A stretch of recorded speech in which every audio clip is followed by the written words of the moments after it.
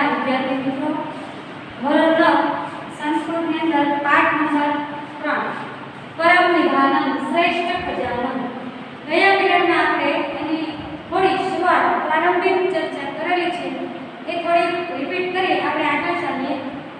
તો કહે છે કે પાઠની અંદર રાજા ભોજ અને યુવક આ બંને જે પાત્રો છે એ બંને પાત્રો પોતાના પદને ઉચ્ચ પદ ઉપર જાળવવા માટે, પોતાની ચડિયાતા દર્શાવવા માટે સતત પ્રયાસ કરે છે. યુવક જે રાજા ભોજ જે છે યુવકને પૂછે છે કે તમે કોણ છો? ત્યારે યુવક જે છે પોતાને ઘટપંડિત બતાવે છે. રાજા ભોજને એમ થાય કે હું પણ એના કરતા ચડિયાતો છું, એટલે પોતે મુદ્ગર હથોડા તરીકે પોતાને હથોડો બતાવે છે.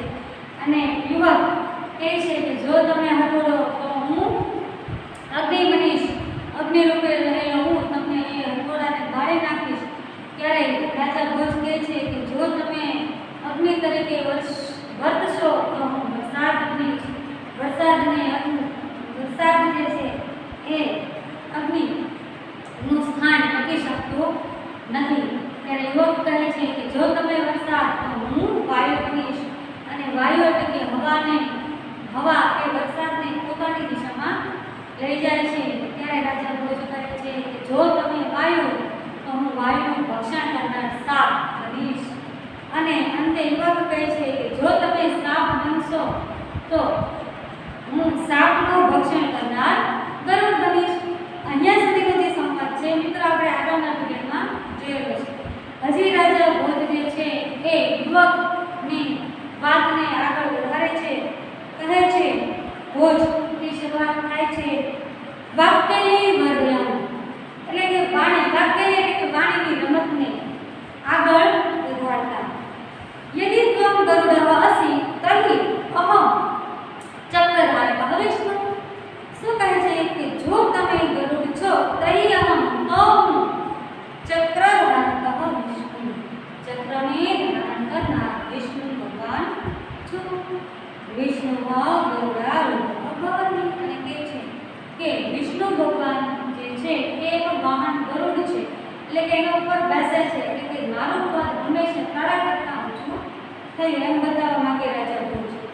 કહે છે કે યદિ ત્વમ ગરુડઃ અસી, જો તું ગરુડ છે તહિ અહમ ચક્રધારકઃ વિષ્ણુ, તો હું ચક્રને ધારણ કરનાર વિષ્ણુ ભગવાન છું. વિષ્ણુ ગરુડારૂઢઃ અસી ભવતિ. કહે છે કે વિષ્ણુ ભગવાન એ ગરુડ ઉપર બેસે છે. ત્યારે યુવક જે છે એ પણ પોતાની રમત, વાણીની ચતુરાઈ આગળ વધારે છે અને મનસા વિષ્ણુ પ્રણમ્ય, એ મનથી વિષ્ણુ ભગવાનને નમન કરે છે, પ્રણામ કરે છે. ચ પાંડિત્યમ પ્રદર્શેન, અને પોતાની પંડિતાઈ, પોતાની ચતુરાઈ ને અગ્રે વધે બતાવતા આગળ વધે છે. યદિ ભગવાન ચક્રધારઃ વિષ્ણુ તહિ અહમ ભવતઃ મસ્તકસ્ય ઉપરી શોભમાનં મુકુટમ અસ્મિ. શું કહે છે? યદિ કે જો ભગવાન એટલે કે તમે, જો તમે ચક્રધારક વિષ્ણુ, જો તમે ચક્રને ધારણ કરનાર વિષ્ણુ છો તહિ અહમ, તો હું ભવતઃ મસ્તકસ્ય ઉપરી, કે તેમના મસ્તક ઉપર શોભતું મુકુટમ અસ્મિ. મુગટ આપણે જાણીએ છીએ કે મુગટ જે છે એ હંમેશા માન સન્માન સાથે એનું યોગ્ય પદ હોય છે, ત્યાં જ રાખવામાં આવે, એને કોઈના ચરણમાં રાખવામાં આવતું નથી. એટલે કહે છે કે હું તો એમના મસ્તક ઉપર શોભમાનમ મુકુટ અસ્મિ, કે એમના મસ્તક પર શોભતું મુગટ છું. મુકુટમ સદા મસ્તકસ્ય ઉપરી એવ સંતિષ્ઠતે. અને મુગટ જે છે એ હંમેશા મસ્તક પર જ શોભે છે, રહે છે. ત્યારે રાજા ભોજ જે છે એ આગળ કહે છે યુવકસ્ય પાંડિત્યમ અનુકૂય, યુવકની પંડિતાઈને અનુભવીને. કારણ કે યુવક પણ જેવો તેવો સામાન્ય માણસ નથી, એ પણ ચતુર છે, હોશિયાર છે, કુશળ છે, એ રાજા ભોજ હવે સારી રીતે જાણી ગયા છે.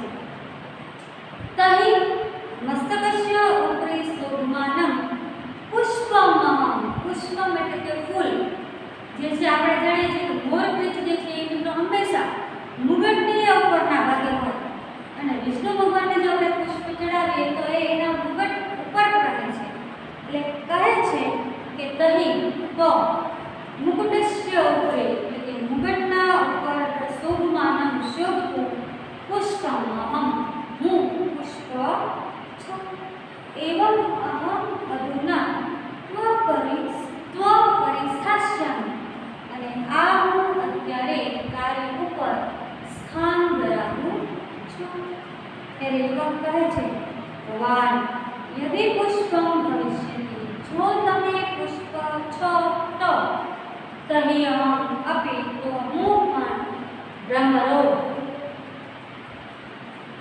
એટલે કે ભમરો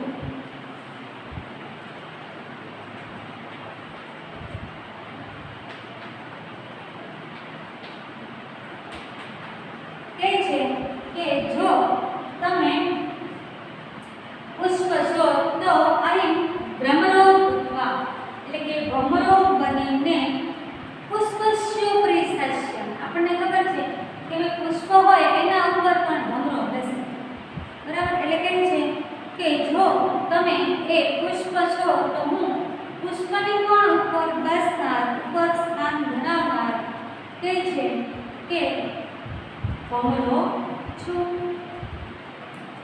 અને કહે છે કે ભ્રમરો ભૂતવા ભમરો બનીને તવ પુષ્પસ્યોપરી એટલે કે તારા પુષ્પની ઉપર એટલે કે તું પુષ્પ છો તો હું તારી ઉપર રહું છું રાજા ભોજ હવે એને ઉત્તર આપે છે કહે છે એવં ભગવાન ધીરેવ મિત્રો ધીરેવ એટલે પણ ભમરો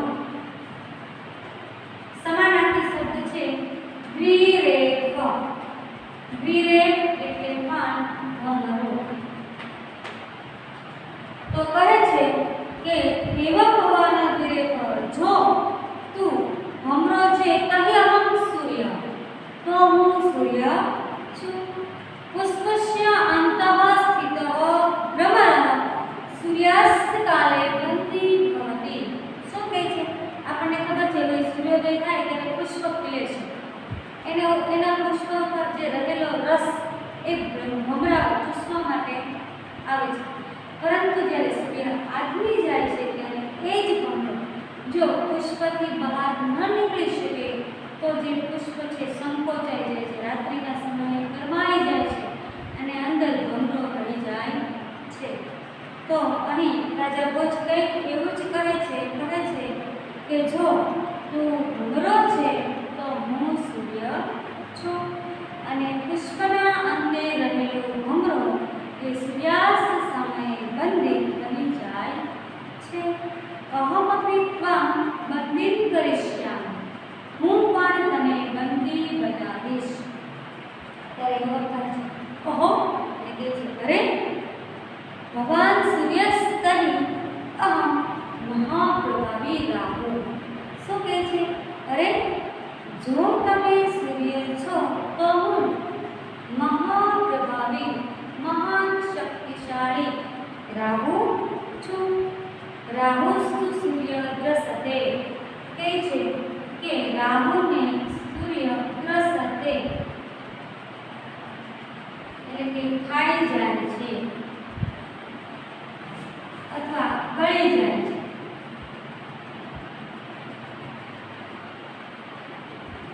એટલે કહે છે કે જો તમે સૂર્ય છો તો હું મહાપ્રભાવી મહાન શક્તિશાળી રાહુ છું અને રાહુ જે છે એને સૂર્ય ગ્રસતે ગળી જાય છે ત્યારે રાજા ભોજ હવે જ્યારે ખાવાની વાત આવી યુવક કહે છે કે હું તમને ખાઈ જાઉં એટલે રાજા ભોજ જે છે એને એકદમ ગુસ્સો આવે છે ક્રોધ આવે છે અને કંઈક મોટેથી કહે છે કિંચિત છે કંઈક મોટેથી ભગવાન રાહુશ્ચેત અહમ રાહુરૂપાય તુભ્યમ દાનમ દાસ્યામિ શું કહે છે કે જો તમે રાહુ છો તો હું રાહુ રૂપે રહેલા તમને દાનમ દાસ્યામિ દાન એટલે દાસ્યામિ એટલે આપીશ અને કહે છે દાન ગ્રહણે, દાન ગ્રહણ કરવાથી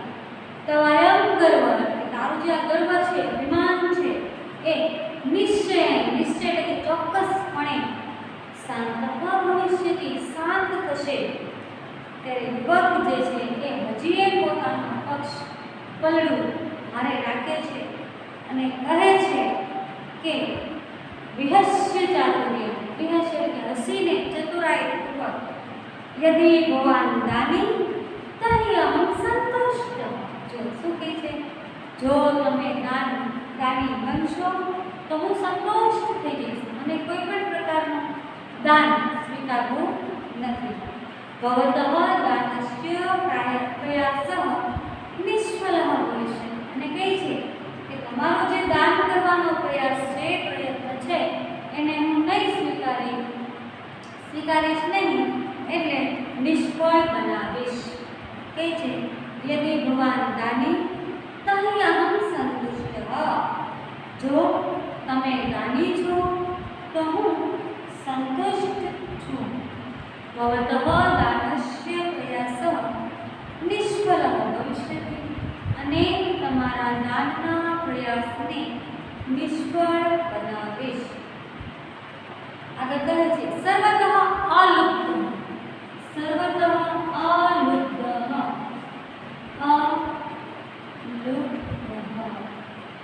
અને કહે છે અલોભી, નિર્લોભી, જેને કોઈ પણ પ્રકારનો લોભ નથી, લાલચ નથી, એવો પુરુષ. તો કહે છે કે સર્વતઃ અલુપ્ત, એ બધી જ રીતે અલોભી, નિર્લોભી એવો હું અહં ભવતઃ દાનમ ન ગ્રહિષ્યામિ, કે દાન એ ગ્રહણ કરીશ નહીં. હવે જ્યારે દાન એ ગ્રહણ નથી કરતો, સંતોષ થઈ જાય છે યુવકને, ત્યારે આ બંને વચ્ચેનો જે સંવાદ છે એ પણ મિત્રો શાંત થાય. કેમ? કારણ કે સંતોષી જ્યારે માણસ હોય અને કોઈ પણ પ્રકારનું, અને એ માણસ ભાઈ આમ તો કે ના હું સંતોષ છું, ત્યારે એ માણસને તો ભરાવી શકતું નથી. અને હવે આગળ જે છે એવમ ઉત્તરમ વિવાદતયો ભોજે યુવકો મધ્યે યદા સંતોષસ્ય વિષયઃ સમુપસ્થિતઃ તદા સમાગતે સંતોષે સર્વ શાંત ભવતિ. કહે છે આમ બંને વચ્ચેનો ઉત્તરોત્તર વિવાદ, આમ રાજા ભોજ અને યુવક વચ્ચે જ્યારે સંતોષ વિષય એટલે કે સંતોષનો વિષય આવે છે, ત્યારે સમાગતે સંતોષ, એમ કહે છે કે ભાઈ જ્યારે સંતોષનો વિષય ઉત્પન્ન થાય છે ત્યારે સર્વ શાંત ભવતિ, બધું જ શાંત થઈ જાય છે. અને કહે છે કે ઇતિ વચનાનુસારમ, આ વચન અનુસાર વિવાદો, આ બંને વચ્ચેનો જે વિવાદ હતો એ પણ સ્વયં પોતાની જાતે શાંત થઈ જાય છે. બરાબર છે. ચલો મિત્રો ફરીથી જોઈએ. કહે છે કે આ પ્રમાણે આગળ ને આગળ તે બંને વચ્ચે એટલે કે યુવક અને ભોજ વચ્ચેના વિવાદમાં જ્યારે સંતોષનો વિષય આવે છે ત્યારે સંતોષ જ બધું જ શાંત કરે છે. અને એ વચન અનુસાર આ વિવાદ પણ પોતે શાંત થઈ જાય છે. અને ત્યાર પછીનો જે છેલ્લો પેરેગ્રાફ છે એમાં કહે છે અંતે ચતુર જ્ઞાને ગુણે ચ ઉપેતમ તમ પંડિતમ યુવકમ પ્રણમ્ય ધારાધિપતિ ભોજરાજ અવદત.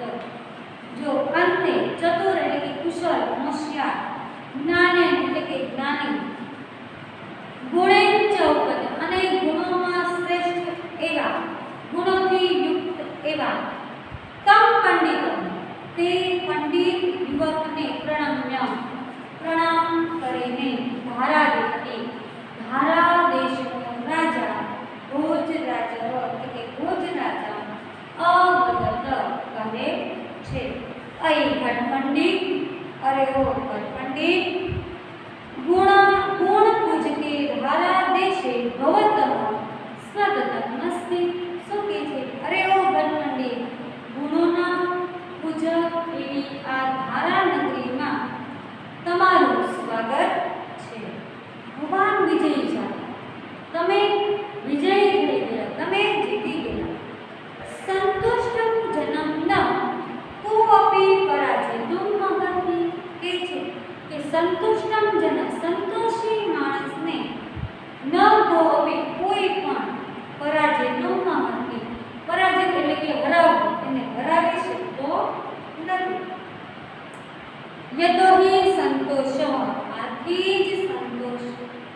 એવ પુરુષસ્ય પુરુષનો પરમ નિધાનમ શ્રેષ્ઠ ખજાનો છે.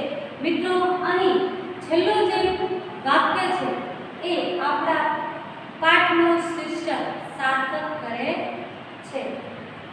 અનુવાદ ફરીથી એકવાર જોઈ લઈએ. કહે છે રાજા ભોજ કે ભાઈ વાણીની રમતને આગળ વધારે છે અને કહે છે કે જો તમે ગરુડ છો તો હું ચક્રને ધારણ કરનાર વિષ્ણુ છું. વિષ્ણુ એ ગરુડ પર વિષ્ણુ ભગવાન જે છે એ ગરુડ પર બેસે છે. ત્યારે યુવક આગળ કહે છે મનથી કે વિષ્ણુ ભગવાનને પ્રણામ કરે છે. પોતાની ચતુરાઈ પંડિતાઈ ને દર્શાવતા આગળ કહે છે કે જો તમે ચક્રને ધારણ કરનાર વિષ્ણુ છો તો હું તેના મસ્તક ઉપર શોભાયમાન એવું મુગટ છું. મુગટ હંમેશા મસ્તક ઉપર જ રહે છે.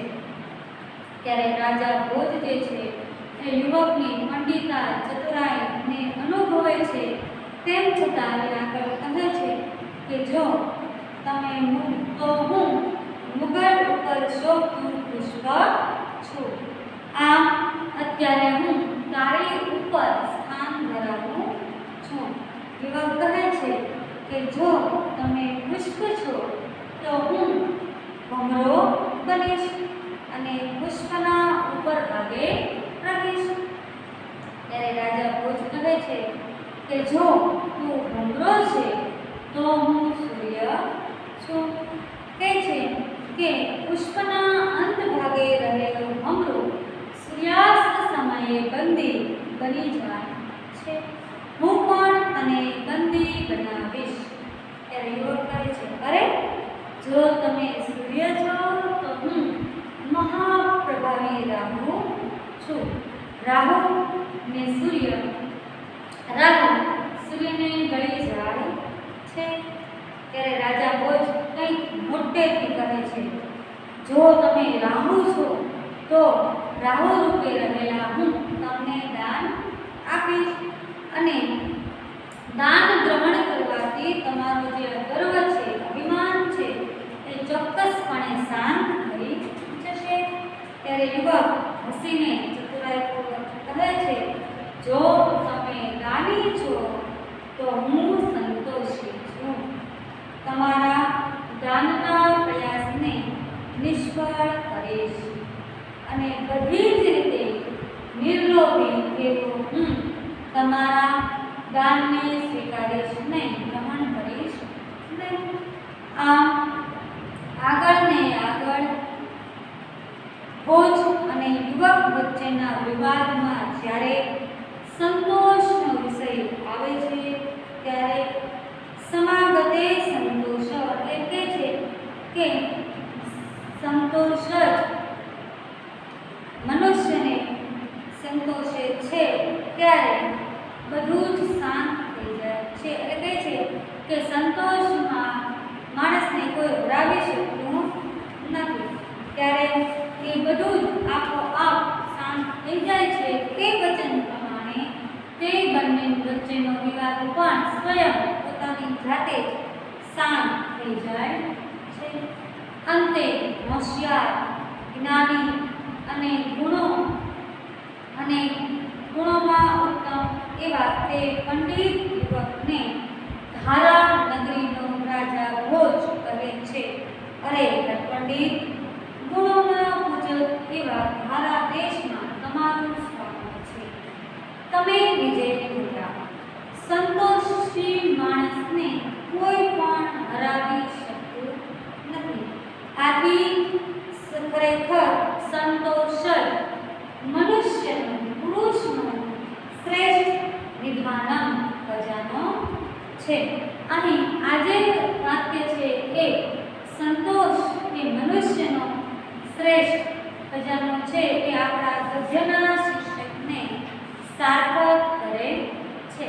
પ્રસ્તુત જે પાઠ છે પરમ નિધાનમ શ્રેષ્ઠ ખજાનો રાજા ભોજ અને ભક્ત વચ્ચેના જે સંવાદો છે એ સરસ મજાના રમૂજ ઉત્પન્ન કરે છે અને આપણને કંઈક હાસ્ય પીરસવાનું કાર્ય કરે છે અને અંતે એ બોધ મિત્રો આપણને આપે છે કે મનુષ્ય હંમેશા સંતોષી રહેવું જોઈએ. કેમ?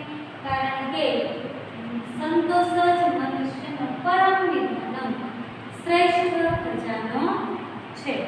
આ પાઠના શિષ્યને સાર્થક કરે છે. અસ્તુ.